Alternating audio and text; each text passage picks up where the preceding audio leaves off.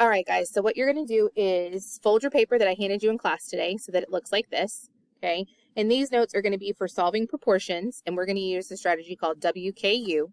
W stands for the word ratio, K is the known ratio, and U is the unknown ratio. This is usually going to go with your X, okay?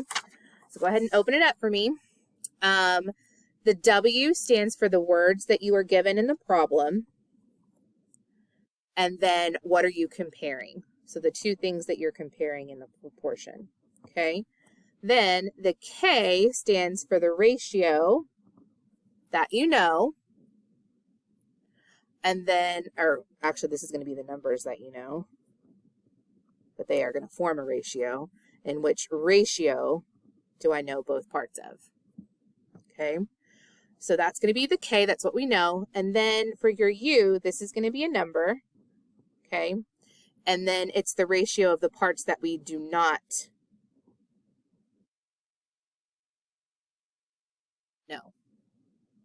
All right, so let's look at an example. Miss Colwell wants to buy enough brownies to share with all 72 of her students. If 3 trays of brownies will feed 24 students in her first class, how many trays must she buy to feed all of her classes? So the words that we know is the trays of brownies, right? And we're comparing that to the number of students. Okay, and both of those came from the problem. Enough brownies with her students, okay? So what we know is that we have 3 trays of brownies, and we have those 3 trays feeding 24 students. But because this is a proportion, I know it's going to be 2 sets of equivalent ratios, okay?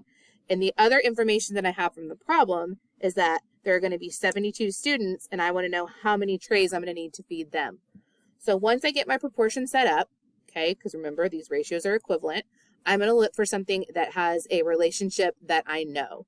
So I know that 24 times 3 is going to give me 72. 3 times 3 would also give me 9. So it's going to be 9 trays for 72 students, okay? I could also probably see that 24 divided by 8 would give me 3, and 72 divided by 8 would give me 9. And the division works because it's the opposite of multiplication, so it's still within, it's still an okay strategy to use to solve these problems, okay? Let's look at the next one. After their first 3 games, the Panthers had 66 first downs total. If they continued at this rate, how many should they have after their 17 games of the season? Okay, so what we are comparing this time is, I'm sorry, let's stop the whole train of thought. The number of games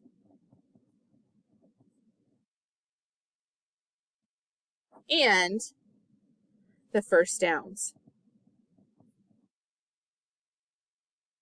Okay, those are our words.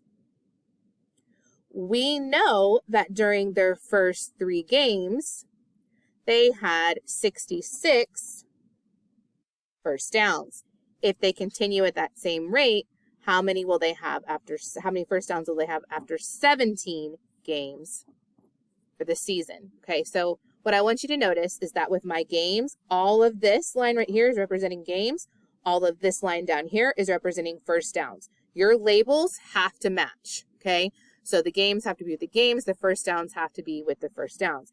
We have to make sure that we set that up correctly, or the proportion that we're solving is not going to be accurate, okay? So that we're going to end up with the wrong number. So what I can see here with the relationship I know is that 3 times 22 is 66. So I need to figure out what 17 times 22 is. And 17 times 22 is going to give me 374. So they would have 374 first downs. And notice that what I've done to both sides of my ratios, both sides of this proportion, are multiplying by the same thing. Okay, let's look at number 2. So the girls' volleyball team is having a car wash to raise money for new uniforms. If they made $75 in 2 hours, how long Well, they have to wash cars in order to raise the $225 that they need total, okay? So we are comparing the amount of money to the number of hours. Okay, those are the words that we're comparing. Let's talk about the ratio that we know, our K. So we know that $75 in 2 hours, okay? We want to know how many hours it's going to take us to raise $225. Okay, notice that my dollars are all in the same row and my number of hours are all in the same row. So then I'm going to look for a relationship that I know. I know that 75 times 3 is going to give me 225. So 2 times 3 is going to give me 6. And they would have to wash cars for 6 hours. Okay, so I want you to bring this back to me. You're going to bring this back to class. We're going to put it in our notebook. We're going to update our divider. The second thing that you are going to work on tonight is these 6 questions. I want you to use WKU.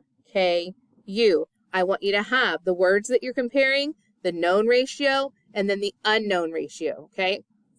I want you to have all 3 for this one. If after we do a little bit of practice, I am seeing that you guys know how to set a proportion and everything is matching, then I will let you go on to what works for you. But for this homework tonight, I want you to use this WKU strategy, okay? So any questions, you can email me or come see me tomorrow at tutorials. See you later.